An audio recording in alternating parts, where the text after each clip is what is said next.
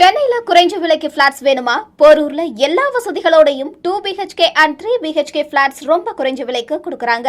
School, college, hospital, industrial எஸ்டேட்னு எல்லாமே 3 கிலோமீட்டர்ஸ்குள்ளேயே அமைய பெற்ற நம்ம Sri Sai enclave CMDA and RERA approval கொண்டது. இன்னும் 9 யூனிட்ஸ் மட்டுமே இருக்கு. உடனே புக் பண்ணுங்க. நம்ம Sri Sai enclave opposite to Porur Vinayagar temple, Chennai. Cell 7094222211. नमस्कार। मैंने आप सब से काफी बार बोला है कि हिंदुस्तान में लोकतंत्र पर आक्रमण हो रहा है और इसका हमको हर रोज नए नए उदाहरण मिल रहे हैं। सवाल मैंने एक ही पूछा था,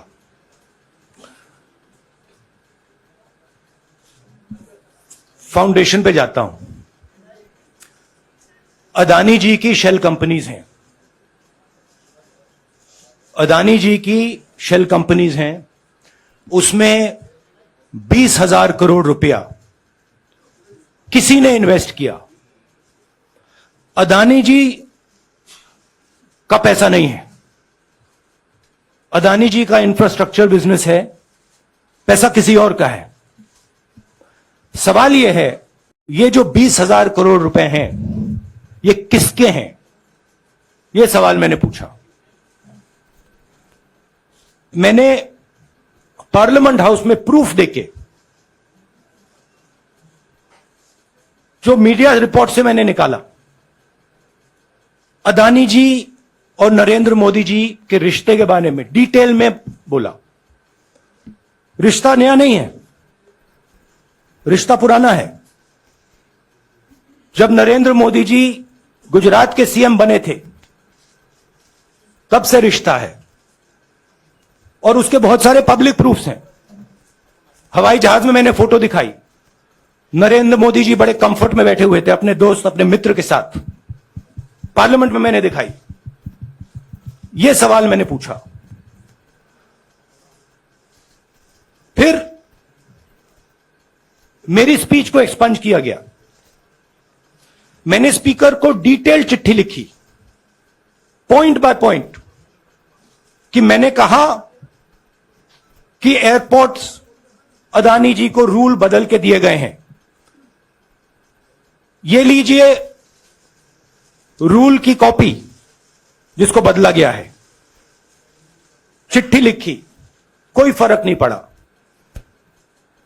फिर मेरे बारे में मंत्रियों ने पार्लियामेंट में झूठ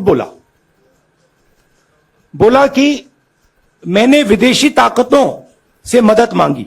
मैंने ऐसी कोई बात नहीं की है। मैंने कहा स्पीकर से, मैंने जाके कहा, स्पीकर सर, पार्लियामेंट का नियम है कि अगर किसी मेंबर पर कोई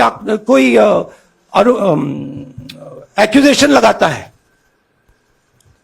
तो उस मेंबर को जवाब देने का हक होता है। मैंने एक चिट्ठी लिखी, उस चिट्ठी का जवाब नहीं आया। दूसरी चिट्ठी लिखी, उस चिट्ठी का जवाब नहीं आया। फिर मैं स्पीकर के चेंबर में गया। मैंने स्पीकर सर से कहा, स्पीकर सर, यह कानून है, यह रूल है,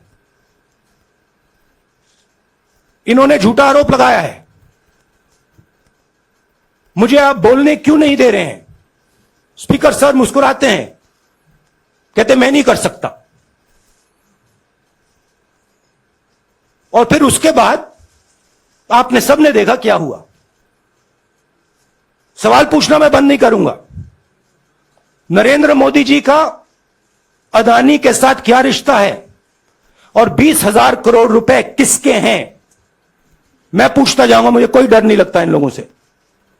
और अगर यह सोचें कि मुझे डिस्क्वालीफाई करके, धमका के, जेल में डाल के मुझे बंद कर सकते, नहीं, मेरी वो हिस्ट्री नहीं है। मैं हिंदुस्तान के लोकतंत्र के लिए लड़ रहा हूं और मैं हिंदुस्तान के लोकतंत्र के लिए लड़ता रहूंगा।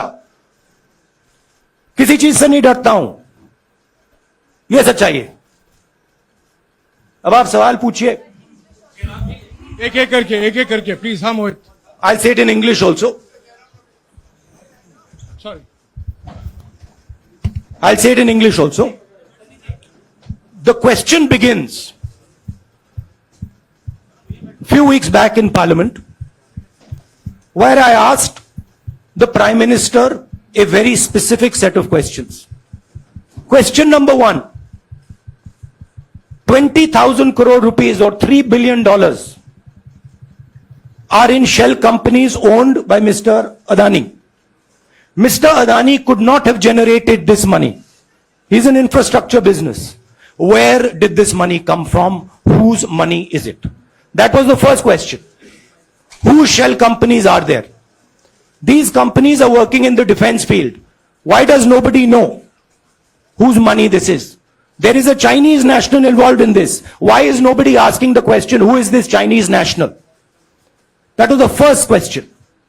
Second question was, set of questions with proof. What is the Prime Minister's relationship with Mr. Adani? I showed a picture of the Prime Minister and Mr. Adani's plane relaxing. I gave documentation about the defense industry, about the airports, about statements made in Sri Lanka, about statements made in Bangladesh, pictures of Mr. Narendra Modi sitting with the State Bank chairman in Australia. And I put this proof on the table. Immediately after that, the BJP started its work. My speech was expunged. I wrote a letter to the Speaker with a detailed explanation on the defense industry, on the airports, with press clippings, supporting documents, legal documents, and said, this is the supporting foundation of my speech. I have not made this speech, I have not invented this. This is detailed research, here it is. Nothing happened. Nothing was revoked. My speech today is not part of the record of Parliament. The same, by the way, was done with Mr. Kharge.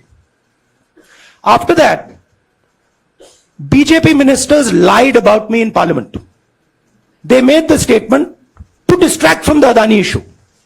The whole game, disqualification, and all these statements are to distract from the central question, whose money is it? 20,000 crores, whose is it? Kiska hai ye? That's the main question. The whole thing is to distract. So, they said that I've asked foreign forces to help India. Most ridiculous statement. I have never made such a statement. You can look at all the conversations I had in the United Kingdom. Not one such statement was made. In fact, I said this is India's problem. India has to resolve this problem, right? A minister lies on the floor of the House. I wrote to the Speaker and I said, Speaker, sir, it is my right as a member of Parliament, when somebody makes an accusation, to state my position. Please let me state my position. The first letter is not answered. I then write a second letter with more details, saying the names and what was said. Still no answer. I then go to the Speaker's chamber and I say, Speaker, sir, what is going on? We live in a democracy. You are the defender of that democracy. Why are you not letting me make my statement?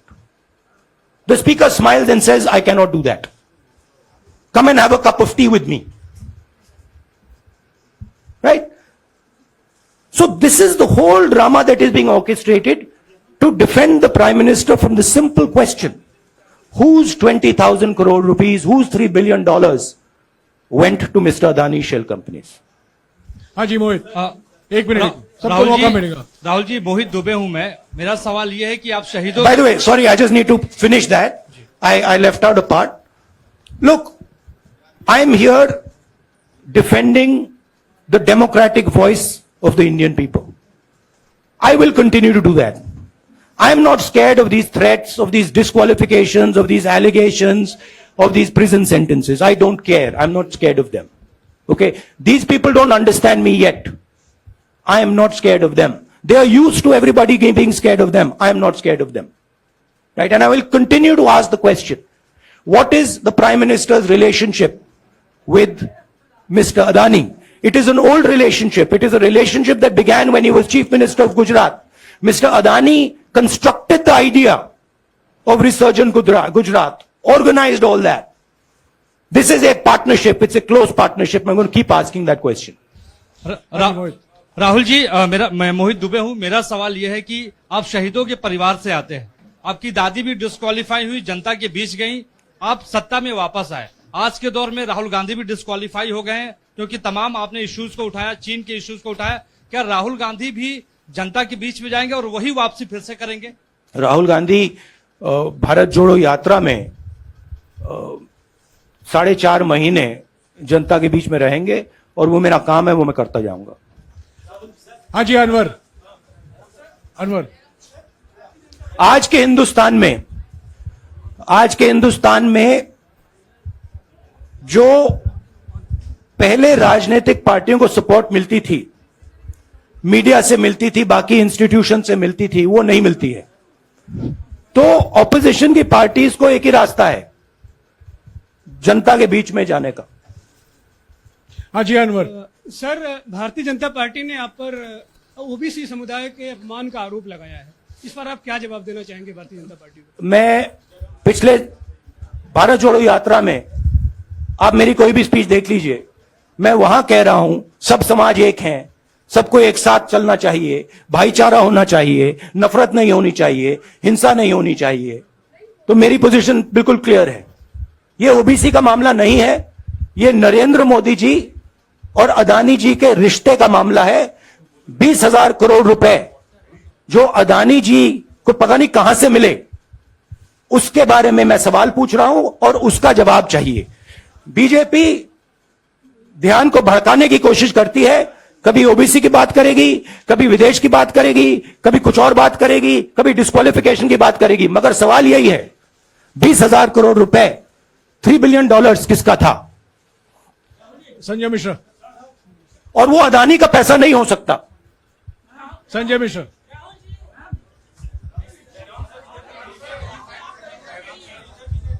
लेकिन आपने कहा आप डरते नहीं हैं, लेकिन state के target पे हैं और स्टेट आपके खिलाफ है, पूरी स्टेट, पूरी मशीनरी आपके खिलाफ है। ऐसे में आपके सामने चैलेंजेस बहुत बड़ा है, तो रास्ता क्या है, रणनीति क्या है? देखिए भैया, चाहे स्टेट हो, चाहे कुछ भी हो, मैं सच्चाई को देखता हूं। मुझे और किसी चीज में इंटरेस्ट नहीं है, मैं सच्चाई बोलता हूं। राजनीति में यह फैशनेबल बात नहीं है, मगर यह बात मेरे खून में है। मैं और कोई रास्ता निकाल ही नहीं सकता हूं। तो मेरा काम यह है, यह मेरी तपस्या है, जीवन की तपस्या है, उसको मैं करता जाऊंगा। चाहे मुझे डिस्क्वालीफाई करें, मारे पीटे, जेल में डाले, मुझे कोई फर्क नहीं पड़ता।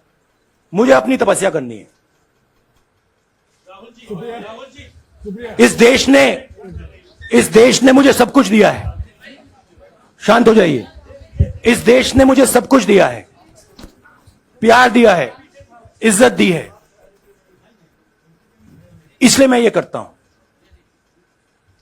हाँ, Supriya. Sir, Rahul sir, BJP के जो लीडर्स आप पे अटैक कर रहे हैं उस पर आप क्या कहेंगे? और इसके अलावा वायनाड, वहां पर जब से खबर गई है, वहां पे लोग बहुत डिसबिलीफ में हैं, प्रोटेस्ट भी इरप्ट हो रहा है। आप अपनी कॉन्स्टिट्यूएंसी के लोगों को क्या कहना चाहते हैं? नहीं, मैंने सोचा है कि मैं अपनी, देखिए, मैंने कॉन्स्टिट्यूएंसी में भी बोला कि वायनाड के लोगों के साथ मेरा पारिवारिक रिश्ता है, फैमिली प्यार का रिश्ता है। तो मैंने सोचा कि मैं वायनाड के लोगों के लिए अपनी एक चिट्ठी लिखूं उनके लिए कि मेरे दिल में उनके लिए क्या है। तो वो तो मैं रिजॉल्व कर दूंगा। उनका, देखिए, बीजेपी के नेताओं का काम यही है। देखिए, वो सब नरेंद्र मोदी जी से डरते हैं, कारण आप जानते हो। नरेंद्र मोदी जी ने कहा कि देखिए, ध्यान हटाना है। वो सब जानते हैं अदानी जी और नरेंद्र मोदी जी का रिश्ता, सारे के सारे जानते हैं क्या रिश्ता है, सब जानते हैं, मगर डरते हैं। तो अगर नरेंद्र मोदी जी ने उनसे कहा कि भैया ध्यान उधर करो, ध्यान उधर करेंगे। मगर सवाल यही है 20,000 करोड़ रुपए किसका है? हाँ जैनेंद्र, जैनेंद्र, राहुल जी पूरी कांग्रेस पार्टी, सर पूरी कांग्रेस पार्टी ये कह रही है कि आप चाहे वो गुजरात की कोर्ट ने आपको सजा सुनाई या आपका निलंबन हुआ, ये सब कुछ केंद्र सरकार प्रधानमंत्री के इशारे पर हो रहा है। लेकिन बीजेपी कह रही है कि कानून ने अपना काम किया है। तो जो ये दलील है कि कानून ने आपको सजा दी है और उसी की वजह से आपका निलंबन भी हुआ है, इस पर आप क्या देखिए, कहेंगे? कि आपको लगता है कि लीगल PM के मैटर इशारे है, पर ये हुआ है। लीगल मैटर है। मैं हिंदुस्तान के लीगल सिस्टम को रिस्पेक्ट करता हूं। मैं लीगल मैटर पे इस प्रेस कॉन्फ्रेंस में बात नहीं करना चाहता हूं। हाँ संजीव, अगर आपके लीगल सवाल होंगे तो आप हमारी लीगल टीम से पूछ लीजिए। Sanjeev, 1 minute Sanjeev.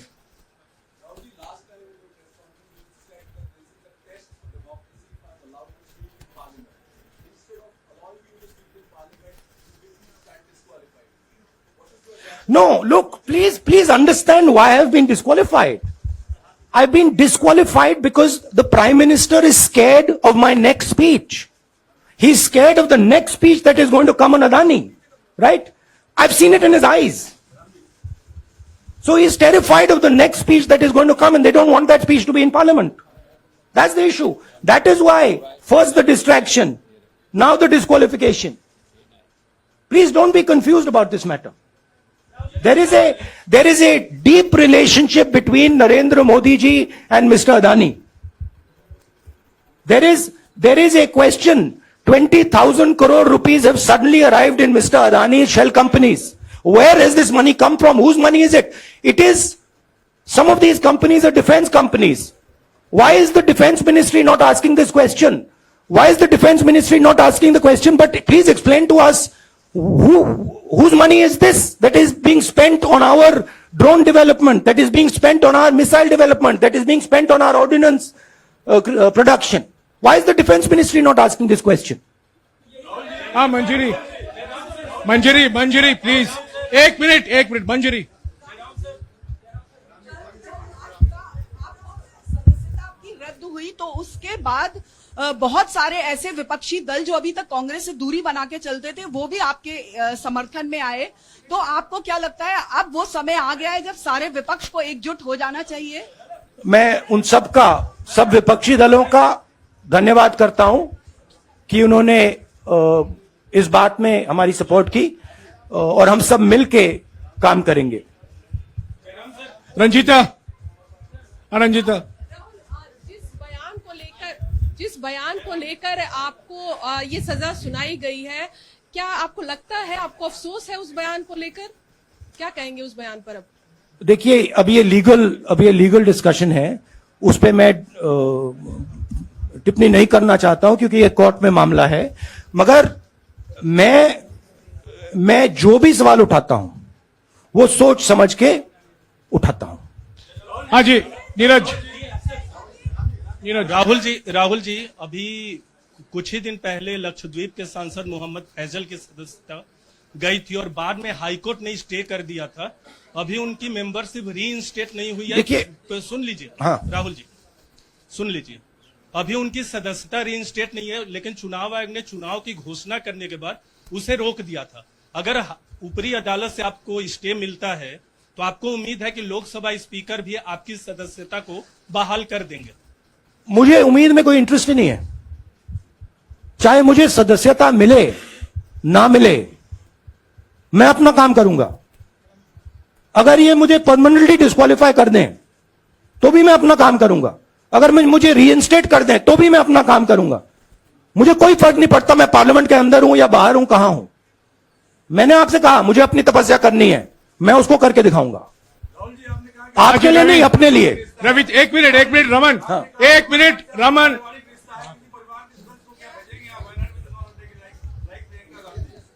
It is not up to me, it is up to Congress president कौन जाएंगे। राहुल जी मेरा सवाल,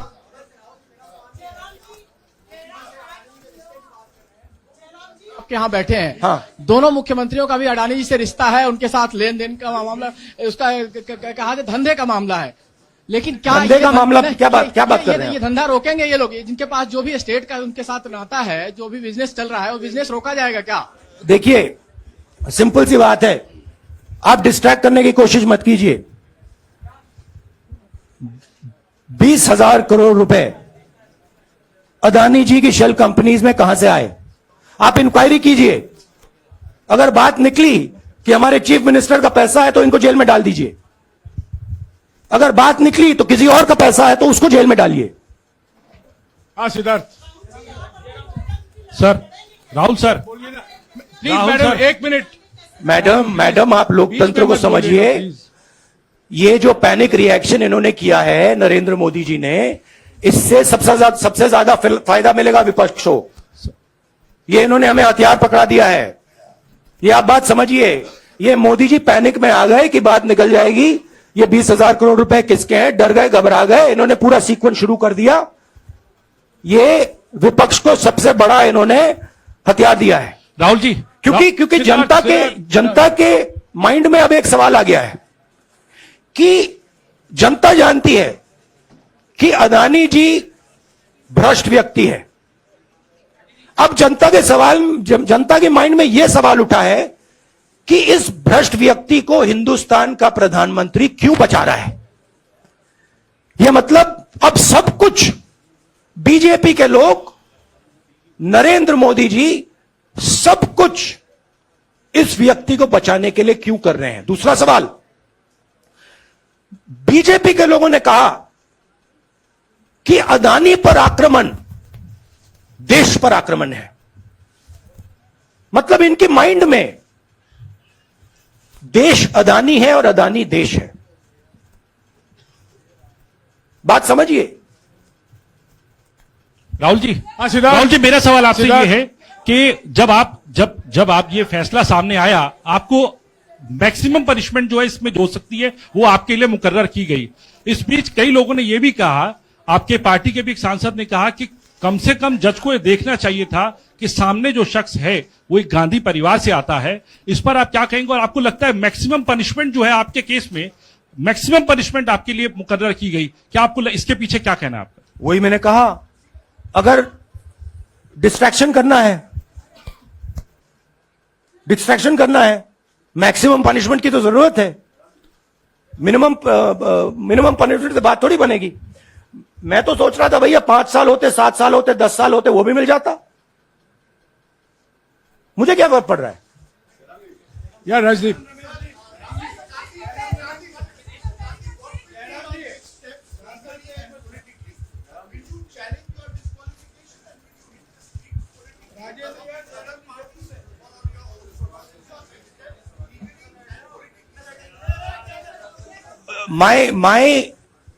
I have only one step, and that step is to fight for the truth in this country and to defend the democratic nature of this country that is under. Please let me finish, Rajdeep. Unless you want to answer it for me. You do that also sometimes. Yeah. So my job, as I see it, is to defend the democratic nature of this country. And I will do whatever I have to do to defend the democratic nature of this country. What does that mean? That means defending the institutions of this country. That means defending the voice of the poor people of this country. That means telling the people of this country the truth about people like Mr. Adani, who are basically exploiting the relationship they have with the Prime Minister. Yeah, Pallavi, please 1 second. Let's go. Look, see, these are legal matters. It makes me no difference. I told them, it makes me no difference if I'm disqualified, not qualified, whatever. It makes me no difference. Disqualify me for life. Put me inside jail. I will keep going. I will not stop. Mr. Gandhi, Yeah, Mr. Pallavi. Gandhi, 2 things here. One, are you worried or apprehensive about the political relevance of, say, the opposition and the Congress? Do I look party worried to post? you? One. Second, Do I look worried to you? I'm excited. I'm happy that these people are giving me the best gift they could give me. And second, Mr. Gandhi, is that BJP's reaction since yesterday is that if you hadn't torn the ordinance then perhaps you wouldn't be facing the law today. Your response to that? My response to that is that when somebody is guilty of something, they want to distract everybody's attention. Right? If you catch a thief, the first thing he says, is I didn't do it. The second thing he says, look there, look there, look there, look there, right? That's what the BJP is doing.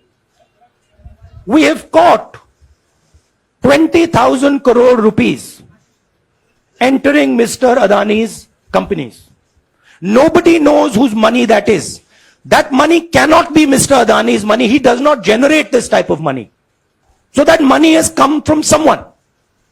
All this, OBC, disqualification, anti-national, all this is to distract from the panic that the Prime Minister is feeling.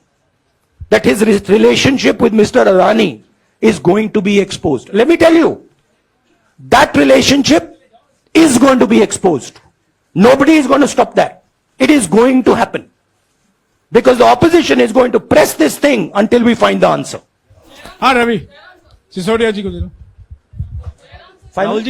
Rahul ji जो judgement आया उसको लेकर BJP ने उसको किया है कि आपने ओबीसी का अपमान किया। पूरे देश में प्रेस कॉन्फ्रेंस करने की तैयारी कर रहे हैं कि आपने ओबीसी का अपमान किया था। भैया देखिए, पहला आपका अटेम्प्ट वहां से आया, दूसरा आपका अटेम्प्ट यहां से आया, तीसरा आपका अटेम्प्ट यहां से आया। आप इतनी डायरेक्टली बीजेपी के लिए क्यों काम कर रहे हो? थोड़ी डिस्कशन से करो यार, थोड़ा घूम घाम के पूछो। क्या आपको ऑर्डर दिया है क्या? देखो मुस्कुरा रहे हैं। घूम घाम मैं आपको उदाहरण देता हूं। आप थोड़ा घूम घाम के निकाल नुकुल के बोलो। देखो ऐसे बोलो पहले, राहुल जी, हाँ तो please if you want to work for the BJP, then bring a BJP flag symbol here and put it on your chest. Then I'll answer you the same way I answer them. Don't pretend to be a press man. Vikrant Rahul ji हवा निकल गई। Rahul ji BJP के लोग बार बार ये बात कहते हैं कि आपने जब विदेश में जाके भाषण दिया तो उन्होंने कहा माफी मांग लेते। अभी कहा कि कोर्ट में आपसे कहा गया माफी मांग लेते। तो जब ये लोग कहते हैं राहुल गांधी माफी मांग लेते, तो राहुल गांधी क्या सोचते हैं? राहुल गांधी सोचता है मेरा नाम सावरकर नहीं है, मेरा नाम गांधी है। गांधी किसी से माफी नहीं मांगता। और मैंने कहा, पार्लियामेंट हाउस में कहा कि भैया मुझे बोलने दीजिए ना, एक बार तो बोलने दीजिए। 2 बार चिट्ठी लिखी, तीसरी बार मैं पर्सनली स्पीकर से जाके कहता हूं, स्पीकर सर प्लीज, आप डेमोक्रेसी के लोकतंत्र के आप प्रोटेक्टर हैं, मुझे बोलने दीजिए। मुस्कुरा के कहते हैं भैया मैं तो नहीं कर सकता। आप नहीं कर सकते तो कौन कर सकता है? शायद मुझे जाके मोदी जी से पूछना पड़े, वो तो करने नहीं देंगे। तो मेरा जो पॉइंट है, इस देश में लोकतंत्र खत्म हो गया है। इस देश के लोग जो इनके दिल में है, हमारे दिल में है, बोल नहीं सकते हैं। इस देश के इंस्टीट्यूशन पर आक्रमण हो रहा है। और उस आक्रमण का मैकेनिज्म क्या है? उस आक्रमण का मैकेनिज्म नरेंद्र मोदी जी और अदानी जी का रिश्ता है, वो फाउंडेशन है। मैं नरेंद्र मोदी जी पर सवाल नहीं पूछ रहा हूं, मैं अदानी जी पर सवाल पूछ रहा हूं। बीजेपी अदानी जी को क्यों प्रोटेक्ट कर रही है? आप नरेंद्र मोदी जी को प्रोटेक्ट कीजिए। मैं अदानी जी पे पूछ रहा हूं, आप अदानी जी को क्यों प्रोटेक्ट कर रहे हो? आप इसलिए अदानी जी को प्रोटेक्ट कर रहे हो क्योंकि आप ही अदानी हो।